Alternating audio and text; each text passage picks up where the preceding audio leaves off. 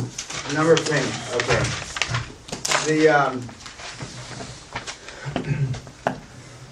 I listened to the London Reel last night because I'm preparing. I'm going to be meeting with Brian Rose, the founder of the London Reel, on Sunday night for dinner at the Ritz. And my wife asked me, "You're staying up later tonight?" She thought I was going to watch a movie or talk or bullshit or, I'm way past holding hands and that kind of horse shit. But anyway. And I said, "I'm going to watch London Reel. I don't have time." That's an hour and 40 minutes. So she was thrilled, thrilled. The thing she doesn't like about the seminars, and that's why she sat in on the seminar last time, because when I give the seminar, I'm not around at all, because I'm busy, and then I'm talking to you guys. And so she says, I said, well, why are you listening to it? I said, "I'm a professional. I want to know exactly what the fuck I said." Because that hour plus had a major impact. And I said, I didn't want to hear myself. And so after I heard it, and normally on the nights that you guys go out to dinner, I don't drink, but I had a glass of wine and I watched it. And then I thought to myself, motherfuck, was I good. But on a scale from 1 to 100, it's not even my top 50 talks. Not even in my top 50. It may not even be in my top 100. But I was good. And so this morning I'm getting ready. And again, I had to change suits twice. Because I try to keep it dark so I don't wake up my wife. But I put blue socks on with a gray suit. And anyway, 2 days in a row I did the similar thing. Anyway, so she wakes up and she says, well, what'd you think of London Reel? And I said, well, I'm good. But I said, it's not my top 100, not even in my top 100. And she said, Dad, but you're a world-class public speaker, so you're too hard on yourself. And I said, maybe so. But the point is, I gave that talk, and I could give that talk in my coma, just like I could give this seminar in my coma. In a coma, I could probably dead, I could give it. But I prepare. I always prepare. And that differentiates me from about 99% of everybody else. And the moral to this story is preparation. I might listen to it again before Sunday, probably not, because there were no new points. Now, in that regard, I looked at a couple of comments from people that have been watching the YouTube segments, and some guy said, "Now, I'm gonna ask you to comment on this," but he said, great anecdotes, great stories, but where are the secrets? Where are the secrets? And I was told by one of the guys on my dream team back there from years ago, and he was an Atlas Shrugged crazy. He really thought that Atlas Shrugged, the movie, and Ayn Rand, it was the end-all, be-all. Ex-Marine from the Korean War. He says, Dan, there are no secrets, there are only mysteries in life. And that resonated with me for many years, it still has. And there aren't any. And when I read these internet bullshit marketing things, secrets, it's amusing to me. So this kid that asked me, where are the secrets, these are nice anecdotes.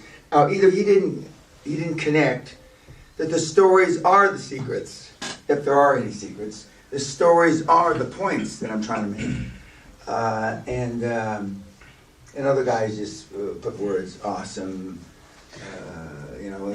that's fine, and I appreciate the compliments. But there are no secrets, guys. There just aren't any. And one of the most effective keys to management at a high level is managing by storying around, telling stories. So you can relate the story, or the person can relate to the story that you're giving. And that's the only trouble with being young. No matter how smart you are, you don't have any stories to tell. So the first years of my career, because, the Vietnam War wasn't a popular war, so nobody wanted to hear those stories very much.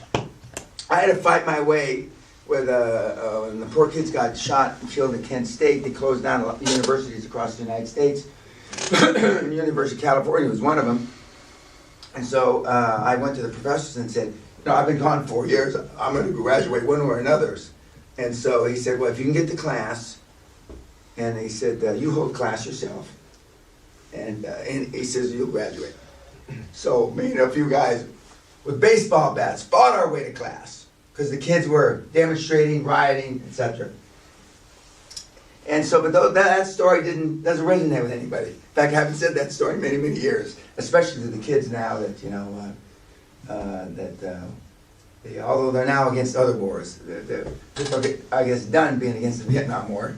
So they got new stuff for the kids to complain about. And I'm not saying they're not complaining rightfully. But, so I used Costa Grazzo stories early in my career. And he used to tell stories. And used to tell stories, Airy, which was Aristotle Onassis, and I, in 36 tried that, it didn't work. Airy and I tried that in 77, it didn't work, and it doesn't work now. He used to have 7 or 8 meetings at once in a big, huge boardroom, and he'd shuffle around, and he'd say, Robert, didn't work in 31 or 48, don't try it now. And he'd come and listen over here, and he'd go around, and he'd be only in the room 10, 12, 13 minutes. But he'd cover 7 meetings, and what we try to do is hit the highlights of the deals when he was listening. And so I used to tell those stories, his stories. And then I started telling Onassis stories because I learned Onassis stories from him. But now I got my own stories. I have thousands and thousands of my own stories. But people remember stories. And so that's why I use them a lot. Well, I use them a lot because I have a lot of them, but I use them a lot because they're very effective. They're extremely effective. In the beginning, you may have some stories already. For those of you that are older in the room, you've got your own stories. Speaking of stories, I walked into the library last night when you guys were at dinner, and I almost had a heart attack. They almost had a dial. They dial 999 in this country, right? That's correct. I saw you dressed in some sort of, I'm not sure what that apparel was. Paparazzi. Yeah, and I said, he thinks he's a rock star or something. And wearing a baseball hat. The only thing is, the kids wear the baseball hats off to the side like this. I don't know why they do that. They also wear the baseball caps over their ears. I don't understand that either. But you had your baseball cap on kind of straight. But you got to get a bigger cap that fits over your ears, and one that kind of on the side. And then, but he was dressed, I don't know, more like a civilian kind of. I'm not sure what it was, but. And then, of course, when I walked into the room, he stands up, and he comes over to me, That's not my gait. That's not your gauge. But you do look down. You do look down. We're going to break you that habit, looking down. When you talk to people, look in their eyes, eye contact, but, this isn't a public speaking course. But even though I flunked public speaking in high school and university, I used to make eye contact. I knew how to do that, but I still got an F in university. I think I told you that both of those teachers are dead now and have been dead a long time because I wanted to make sure that they realized how I developed into a public speaker after all. We're going to talk about the weekly report. You got the weekly report? Mm-hmm. You have copies of it? It's over there. No. I got a copy for me. Oh, pass them down, please. Here.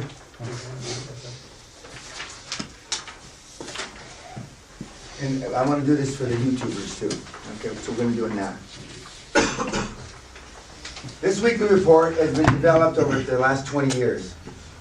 And it's a derivative of the daily reports I used to give when I was in the military. It was taught to me by a one-star general named Roy Adabir. And it's been, the bottom line is you say on a daily or weekly basis your accomplishments, one section. Second section is what you're going to do for the next week or your goals for the next week. And the third section is your challenges and problems. So if you give me daily or weekly reports for a few reports and you've got nothing listed on challenges or problems for a week, a month, then all of a sudden the bottom falls out of the deal That's not consistent. There's a dichotomy someplace. Either you're so stupid you didn't realize you were having problems, or you try to hide the problems, not just from me, but from yourself. And the reason for the report is that you will look at your business differently if you have to make yourself accountable every single day. For example, okay, your daily accomplishments from the time you get up in the morning to the time you go to bed at night. I'm being slightly facetious that some of you will list nothing because you didn't do fuck all. Because when you write it down, you may think it's an accomplishment, but then after you write it down on a piece of paper and you look at it in the hard, cold light of day, you realize you didn't do anything. Okay, people interfaced with, your meetings, your emails, your tweets, your this, your that. Every single person. Those of you that get 400, 500, 600, 700 emails a day, I already told you what I thought of that. You need a lobotomy. Everybody know what a lobotomy is? No. Okay. Lobotomy is when they cut the frontal lobe of your brain loose, and it kills all the brain cells, and it kills your past, basically. And that used to be the cure for schizophrenia until they came up with drugs.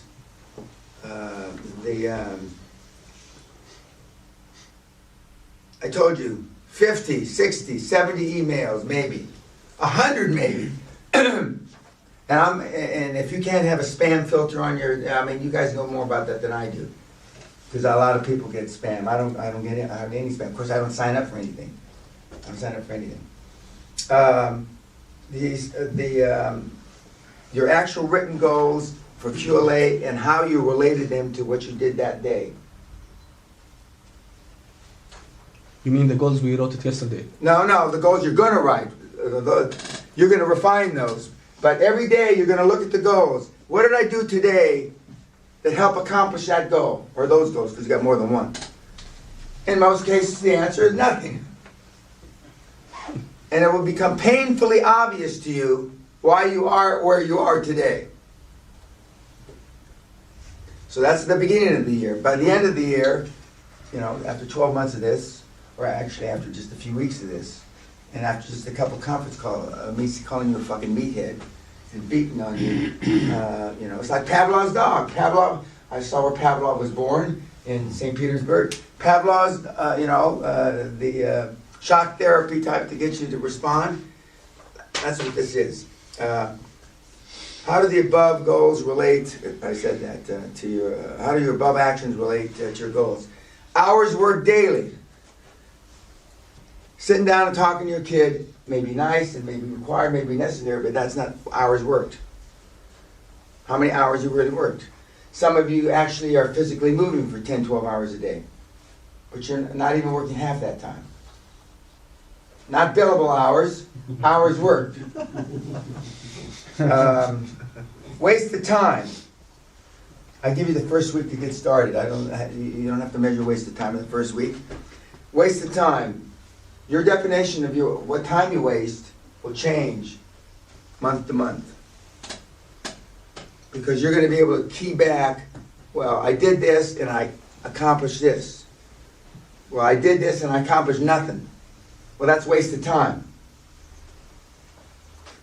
Because you're really going to make yourself accountable and measurable on everything you do on a daily basis. And in the beginning, you're excited to do these, but after a few weeks, you don't want to do them because you see how, for the most part, you've wasted your days, weeks, months, and in some cases, lives. What have I done today to review my QLA material? I suggest 30 minutes a day.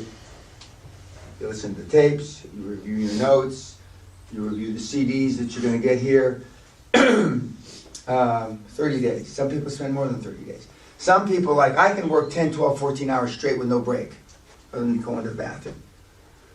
Some people can only work 2 hours and they need to take a break. Some people can work 4 hours and they need to take a break. I recommend that during the break, so it's not wasted time, you're reading your QLA stuff. Some people during their breaks read their affirmations. So that means you're reading your affirmations. Well, if you need to take a lot of breaks in a day, that means you're reading your affirmations many, many times. How much exercise time? I recommend highly, and when I say recommend, that means you dipshit. It works, so do it. But everybody exercise at least 3 times a week, but daily's better. But even if it's only 15, 20, 30 minutes. I exercise a lot more than that. But I'm a lot older than you, and I'm trying to not wither away and die like most of my contemporaries my age. Social media that forwards your QLA war action plan. Not social media like how you use it. Social media because you're on LinkedIn, you're contacting people, etc. Social media, the other social media is you listen to wasted time. And if your goals for next week don't correspond to your accomplishments for the current week, then your time management's all fucked up. So it's very easy to just, and especially the guys who do it in spreadsheet. Jerry Riccobina, God bless you, he's probably got the best spreadsheet of all of them. Yeah, I know you want a copy. Well, I can't give you a copy of his spreadsheet. Okay, but he's the best guy for spreadsheets. He does good weekly reports too, but a lot of his reports are War and Peace. War and Peace was written by a Russian, wasn't it? Tolstoy. Yeah, Tolstoy. Yeah, he writes good reports, but they're more on the War and Peace side. They're long, but they used to be longer, but they're long. And then at the bottom, problems and challenges. I only made a challenge recently. It just used to be problems, because I don't believe there's challenges. There's just problems. But and most of the time, the guys list not enough time in the day, which is true. Trying to do too much, which is also true. Because most of you are trying to do way, way too many things. Way, way too many. You know, Clausewitz, the great strategist, focus on the few, not the many. It's been proven by studies and by my own career in 6 different decades, is that you can do 2 or 3 things. If you're good, you can do 2 or 3 things. Okay. A lot of you aren't good. You're going to be good before the year's up, and so. But a lot of you are involved in 15, 20 things, and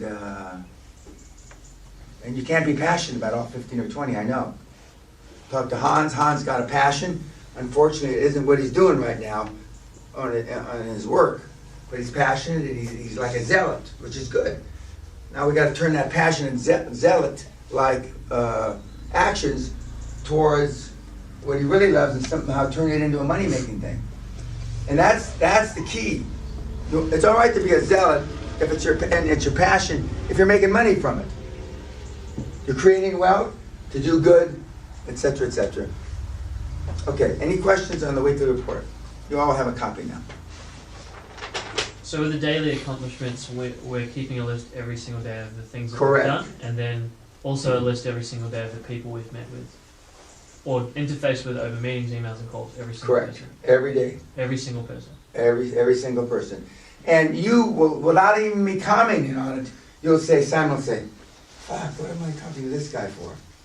Well, you know, what does this guy have to do with any of my goals? And I can tell you right now, and again, with the greatest respect, love your moms, take care of your moms, but I've had people in this seminar that talk to their mother 12, 14, 16 times a day.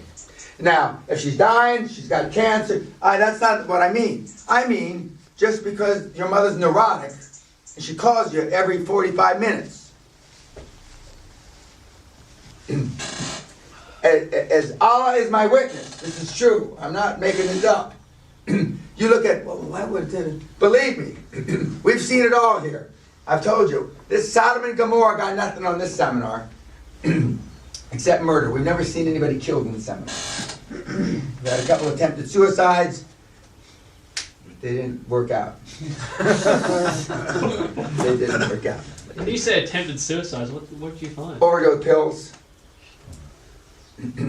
We've had one guy try to drink himself to death. He wasn't doing it on purpose, but I don't think. But and he was staying in the cottage, and they had I went to sleep, and they had to carry him up there. He fell and cracked his head open, and